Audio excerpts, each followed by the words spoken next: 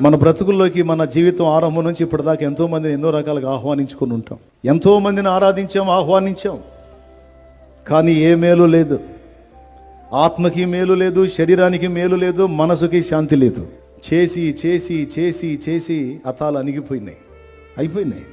కానీ మన లైఫ్లో మనం చేసిన అద్భుతమైనటువంటి కార్యం ఏంటంటే యేసు ప్రభుని మన బ్రతుకుల్లోకి ఆహ్వానించటం. యేసు ప్రభు చేతుల్లో బహుమానాలు పట్టుకొని రాడు. ఆయన అలా నడుచుకుంటూ వచ్చేస్తాడు. రమ్మన్నావు కదా, వస్తున్నాను అని అలాగే వచ్చేస్తాడు. ఎందుకంటే ఆయనే ఒక సంపదల గని.